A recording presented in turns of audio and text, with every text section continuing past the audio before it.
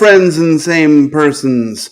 Welcome to another episode of Wednesday Whimsy. That means it's Wednesday night. I, of course, am Kyle, and Wednesday Whimsy is a short show that I do every Wednesday evening where I talk about a board game topic, a top 10, or whatever else I happen to feel like talking about. It just depends on my whim. See? Yep, I'll be here all night. Actually, I'll be here for about 20 minutes. Anyway, today I wanted to talk about a kind of a type of game. I saw some other people talking about them online, and I thought it might be fun to do my own list. And I'm going to be talking about my top 10 dexterity games. So a dexterity game is a game that obviously involves some kind of dexterity. Most of them involve either flicking something or stacking something. There are some others that involve other kinds of dexterity. There's one that I'm going to talk about that involves pouring something in a certain kind of a speed. There are some that involve different kinds of, I guess, not dexterity, but similar features like your ability to hear and detect where things land, like a game called Morden and Morosa, which I'm not going to talk about because it doesn't really feel like a dexterity game, but is also a good one, and I'm talking about it anyway, apparently. But that's kind of what I'm thinking about. Games where you're not necessarily using your brain. I mean, you might use it, but you're using some other sort of physical aspect to try and accomplish the goals of the game. Now, there are some games, like one of my very favorite games, Carnival Zombie, that have a dexterity element in them, where you've got sort of this pillar, or this platform, and you're stacking the dead zombies on it, and if they fall off, they come back. But that's not really the whole game. In fact, that's just a minor piece of the game, and for some people, it's a detraction. So I'm talking about games that are really purely dexterity. They're focused on that. That's the main element of them, or at least a major takeaway after you've played the game. Anyway, these are just going to be mine, and I'm sure I may have missed some because these are fun games. Many games are fun, but these games are just always fun. I see them and I think, ooh, that just seems like a really fun game. And so with that out of the way, let's jump into my number 10.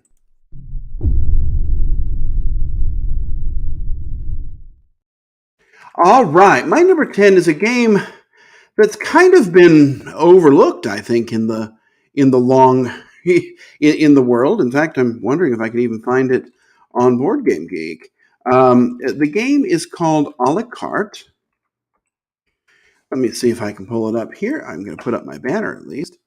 And this is a game, there we go, I found it, from 1989. I did not realize it was that old. Let's take a look at it. I'll show you quickly a little bit about the game. But you take the role of a couple of chefs, or well, of a chef. And what you're trying to do is make these dishes. And a big portion of the game involves a lot of dexterity. For example, your recipe might require 2 red, whatever. I mean, these are various spices you see here. There's a red one, a yellow one, a green one, and a black one. And maybe you need 2 red, a yellow, and a black.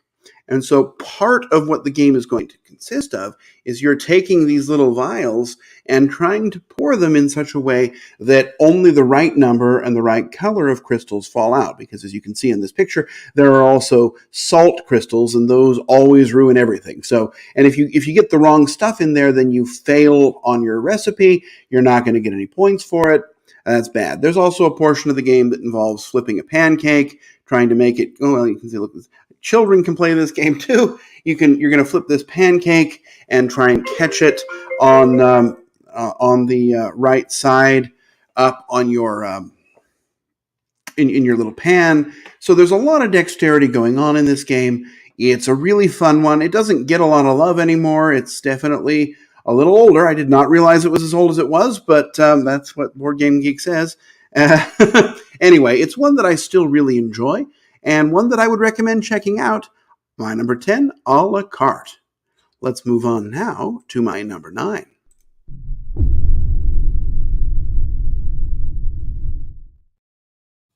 My number 9 was really one of the first ones I thought of when I thought of this. I remember when I moved to Atlanta, this was one of the first games that I kind of went out of my way to get because I heard about it, I looked at it, and I just thought this game looks fantastic, and I brought it everywhere. When I discovered this, I was sharing the gospel with everyone. This is a Korean game, Talk Talk Woodman. So Talk Woodman, it has other names. There's a Bling Bling Gemstone. There's a smash hit Korean game, apparently. There's, I don't know, there's a couple of different names for it, but they all kind of involve the same central conceit of you have this tree. And on this tree, you're going to set it up with all this bark around it. And then you're going to take turns. And on your turn, you can touch the tree twice with this axe. And you're trying to flip or knock or remove the bark while leaving the cores of the tree in place. Not in any way like actual lumberjackery is. I don't know if that's a real word. But basically, at the end of the game, you're going to lose points. I think it's 5 points for each of the cores that you have, and you're going to gain 1 point for each piece of bark. The game continues until somebody knocks it over. You see who has the most points, you win, and then you set it up again. In fact, the game sometimes takes longer to set up than it does to play. It is just so delightfully silly, delightfully fun. There's an expansion that has a golden axe that can give you extra bonus points, or a golden tree bark, which is worth extra points, or a golden core. It's in a terrible box, but the rules are simple, and it's just something that people stop and look at and want to play. Very much a dexterity game. Very fun, very fast, one that you'll set up and play, and then set up and play again. And also one that you will get better at as you play it. It's definitely a skill that you will learn to sort of strip this tree bare. That game is my number 9, Talk Talk Woodman. And with that, let's slide along to my number 8.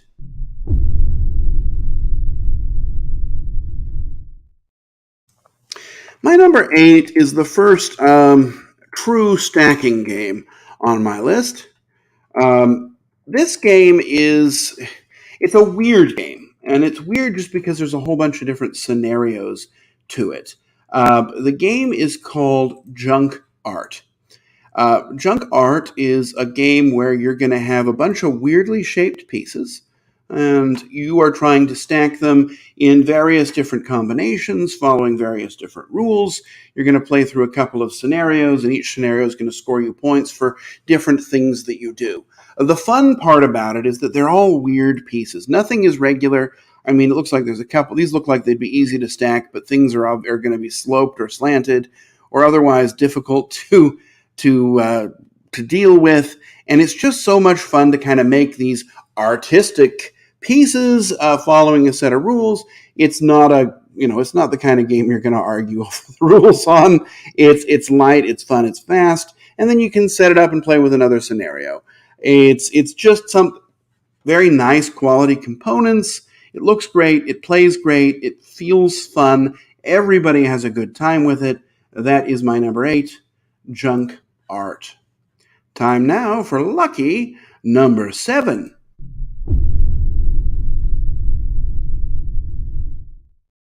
All right, my number 7 is also a stacking game. This one, however, whereas Junk Art is typically a competitive experience, this one is purely cooperative. The game is called Minara. So Minara it kind of looks like there was a game that mistakenly won the Spiel des Jahres a number of years ago. I think it was 2001, called Villa Paletti. And this game looks like the game that Villa Paletti really should have been. What you do is you've got these pieces. Well, there's a picture of Minara. But you've got these wooden pillars, and you're trying to stack them, and then you're trying to put different layers on top of them, and you're trying to achieve a certain number of goals. You're working together as a group, and you're really going to win or lose together, and you're trying to, both make sure everyone has enough of the right color pieces, and you've got cards that are being played. It looks like this is an instructional video. But what you end up making is always a pretty interesting structure of these sort of wooden pillars and these cardboard pieces. There's an expansion as well that I actually haven't played with. It looks like these people did really well. They must have been professionals, not me. But, it's just a very interesting, intense cooperative experience because unlike some types of stacking games where you are kind of responsible for your own doom, in Minara, your doom is going to cause everyone else's. You're only as strong as your weakest stacker.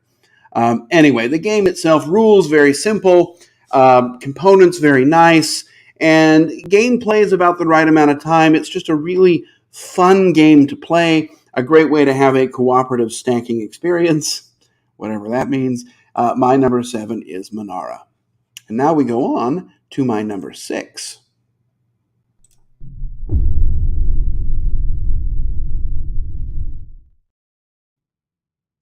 My number 6, I remember this was, I don't know if it was my first year at Gen Con or my second or what year it was, but I remember when this game came out. I remember I saw this and I was already attracted by the name, but when I saw this being played, I just knew this would be a hit for me. This is a game called Rampage.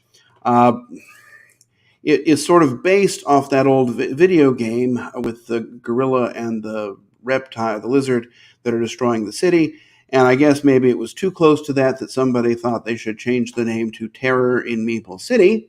But for me, my copy says Rampage, so that's the name I give it. But basically, you're going to build this city out of meeples and then these cardboard pieces, and then you take the role of a monster and you are trying to destroy the city. You're trying to knock over buildings. You're trying to devour the different meeples. They have different things that they will give you. You can take a bus and put it on your creature's head and flick it. You can also lean over the table and blow on the city to try and knock things over. There's a bunch of different ways that it works. Here's a picture of somebody leaning over and blowing. Kind of gross when you think about it, but really just very fun to play. The game does have one major drawback, and that is that it takes a long time to set up. It's a lot more setup than it is play, but it's so much fun that that it's just, it's worth the effort. I believe I put stickers on all of my meeples. I think that was a horrible use of my time, but they look cool now. Anyway, Rampage is it's one of the most fun looking and fun to play games, although, sanitary reasons, maybe only play with people you know well and are willing to share bacteria with. These kids look like they're having a good time. Whether you call it Rampage or Terror in Meeple City, it's still going to be a lot of fun. And if you set it up at a game day, people are going to come by and watch, because this is just the kind of game that screams, pay attention to me. Anyway, it has giant monsters. What would you expect? Rampage is my number 6 dexterity game. Time now for number 5.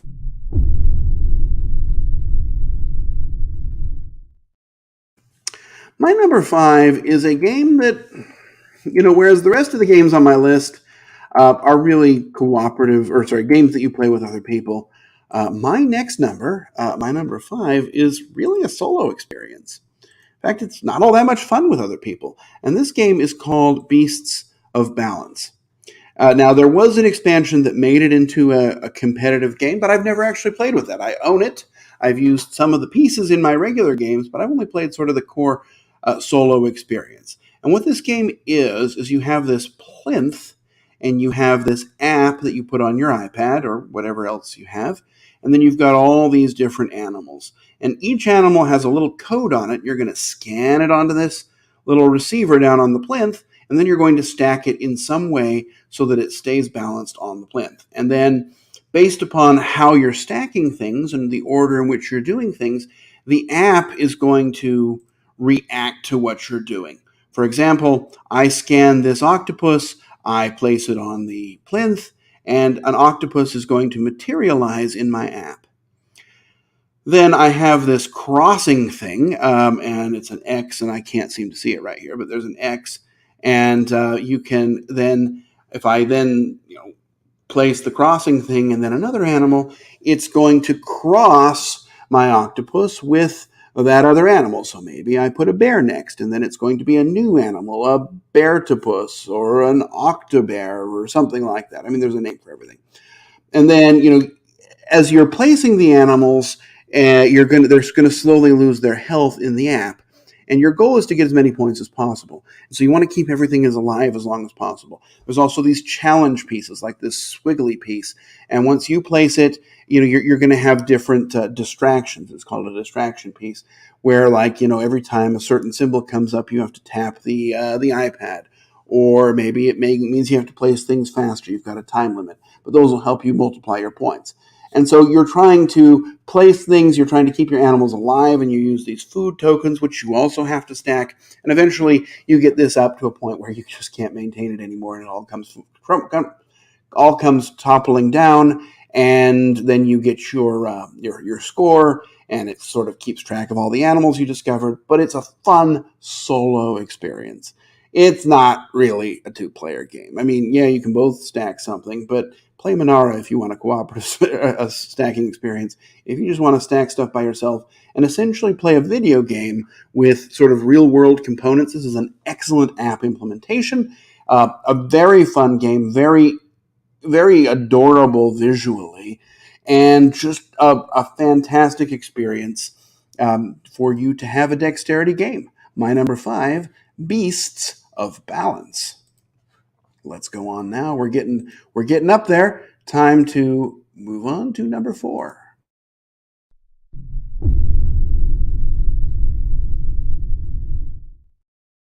My number 4 was a game that when I saw it at a Gen Con, I knew this was going to be a hit for me. This is, now the version I have, I think I might even have both, but the original version is the one that I'm going to use, but it was re-implemented with some slightly cheaper components by another name. The game is called Flip Ships, and it was eventually re-implemented as a game called Space Invaders, but they are functionally identical. Basically, in Flip Ships, what you have are these little tokens. Let's see. Oh, it's not showing. These little tokens, and you are going to flip them in the air, and they're going to hopefully land on one or more of these alien invader cards. When you land them on there, they're going to do damage to that alien. When you do enough damage, you're going to destroy the alien.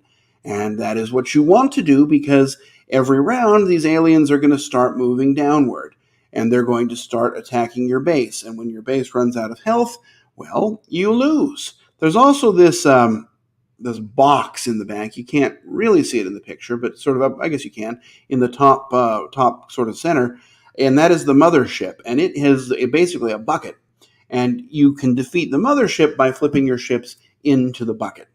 You're going to get access to better and better ships as the game goes onward. They're going to have different special abilities.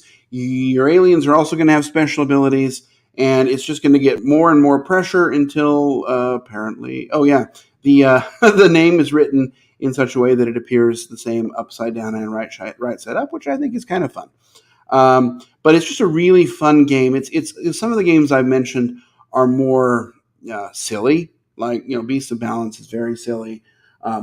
Rampage is very silly. Talk Woodman is very silly. This game is serious, right? I mean, the what you're doing has a point, and you're trying to make conscious decisions. Now, ultimately, your success is going to come down to your ability to flip these tokens in the air and have them land on the right place. But that's a skill you can get better at. Even if you're not willing to try, the game is a lot of fun.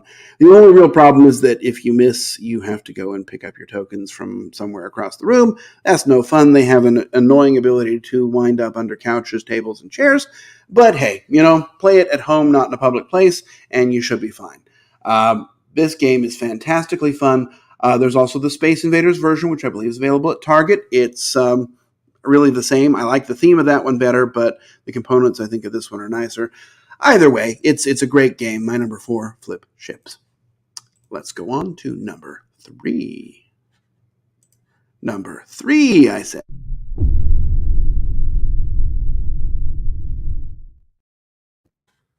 Number 3 is probably my most played of the games on my list. This is a game that I just love. This is one of the few games that I don't think it ever goes wrong. I think everybody likes this game. The game is called Drop It. And what you're doing in Drop It is, well, you're dropping it. You've got this contraption in the middle of the table. Here's the contraption. And, I have to show you. Here's the contraption.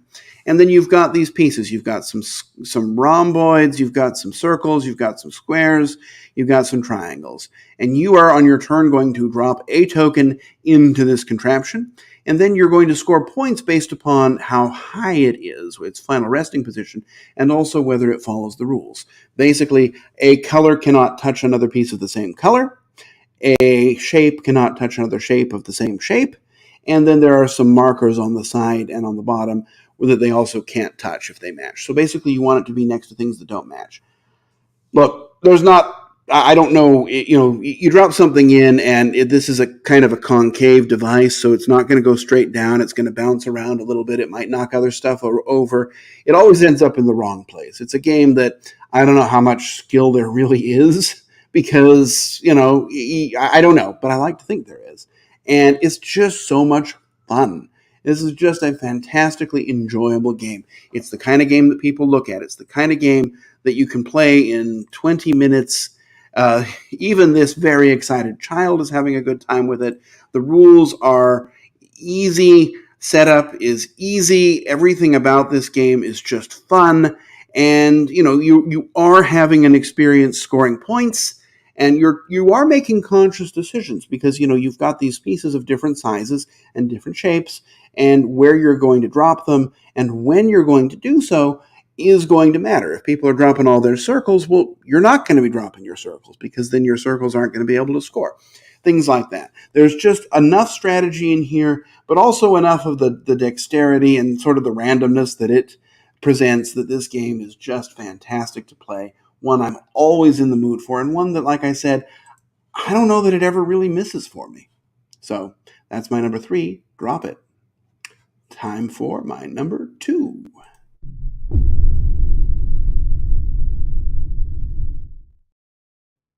My number 2. So my number 2 and number 1 are games that I talk about with some regularity, and that is what it is. I mean, this is my favorite games of this type, so these two are probably going to be there. I'm going to talk about the weirdest one first, and that is the one I've chosen for my number 2 this week. That is Dungeon Fighter. Dungeon Fighter is a bizarre game. Now, this is, I guess I'm showing the old version. There's also a new version, but they're essentially the same. You have your board is this large target, and you are going to be taking these dice and you are rolling them in such a way that they bounce off the table and land on this target. And then based upon how far they go, that's how much damage you're going to do to whatever monster you happen to be facing. The monsters are all extremely quirky. I've talked about my favorite monster. We have the Sarlace Pit? A Sarlacc Pit. Okay, that's a Star Trek thing, a Star Wars thing. We have some people who are very serious about this game. The monsters are all very quirky, mostly. I've talked about my favorite, the Pussy Demon, which is a large demon surrounded by little kitties. But basically, that's what you're doing. You're trying to hit your dice onto this target. Now, if that were the case, the game would only be so-so. But the bonus comes in that every room you go into, every monster you fight, and every bonus weapon you acquire might offer you the opportunity to throw the dice a little bit differently. If you're fighting Medusa, for example, you have to hold your hand over your eyes and throw the die, for example. Or, there's the Sword of Friendship. And with the Sword of Friendship, it gives you a bonus damage, but you have to put your die in your neighbor's hand, in another player's hand, and then take their hand in yours and sort of use that to throw the die onto the table. It always has to land on the table and then bounce on the board. The rules are very simple, although, once you sort of get into the different characters and things, it gets a little bit more complicated. Everyone's got special abilities, and so the different die colors, there's a red one, a blue one, and a green one, and they're going to correspond to your special ability if they hit with the right symbol up. Ultimately, the game's kind of random, right? I mean, it's die rolling, it's card draws, and then there's this dexterity element, so you're not going to take it super seriously, but it sure is fun. It's a game that people remember. It's one that people will come back and talk about. It's, hey, do you remember that game with the target and the rolling of the dice? It's one that stands out. And the new version's very nice. It has lots of the expansions already built in, and also you can use different types of dice. So you can give people, 4-sided dice for this game if you want to, or 8-sided dice. So you've just sort of got different experiences that you can play with. Great game, delightfully fun, a raucous good time, not super serious, even though it pretends to be. and just a fun experience. My number 2, Dungeon Fighter. And then lastly, we're going to go on to my number 1.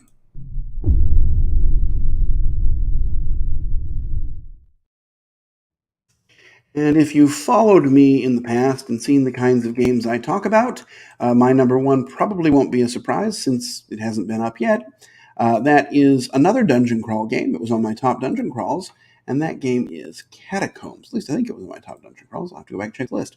Anyway, Catacombs is a game where you are either an overlord controlling a dungeon, or you are a team of adventurers braving their way through a dungeon. And the way that you're going to do all your combat is by flicking. This is a flicking game.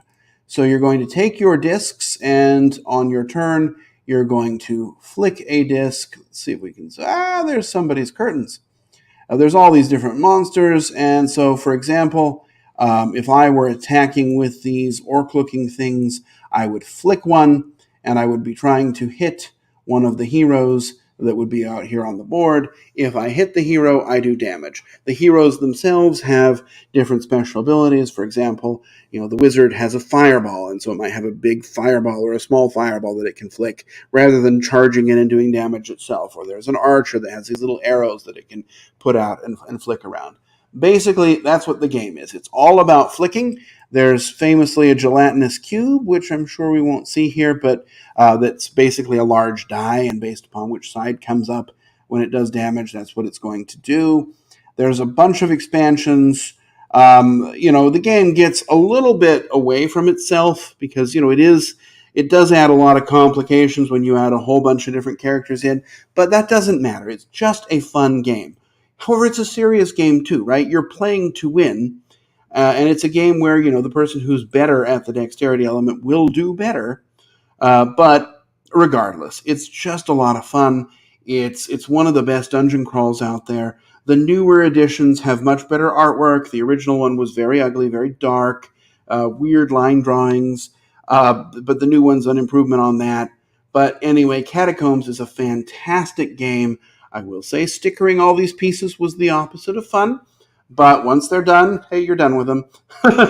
Anyway, Catacombs, a great game, a great time, something definitely worth checking out and experiencing, and my favorite dexterity game out there. And there you have it. We've made our way through the list. We went a little long, but we always go a little long. 30 minutes is the new 20, right? Anyway, these are all fantastic games. Dexterity games are not for everybody. If you're looking for a deep, heavy Euro game, hey, these aren't for you. If you want a dungeon explorer game with a lot of theme, well, Catacombs and Dungeon Crawler or Dungeon Fighter might do you, but these aren't going to be your Mansions of Madness type of an experience. Know what you're getting going in. But they tend to be very welcoming because, for the most part, people are equally bad at stacking things, or equally bad at flicking discs, or equally bad at dumping little crystals out of a salt shaker. So it kind of gives people an even level to come in, play these games, realize that they're fun, and then go on maybe to try something that's not dexterity, and maybe enjoy that as well. But however you use them, dexterity games are some of my favorites. I always have a good time with them. I have a very soft spot in my heart for them, and I've enjoyed talking about these 10. But that's where I'm going to leave it for now. So I'm going to end this week's Wednesday Whimsy here. I hope you've enjoyed your time with me. Until next time, I'm going to wish you safe travels and courage when you need it. And I will see you back here next week on Wednesday for another episode of Wednesday Whimsy. Bye-bye.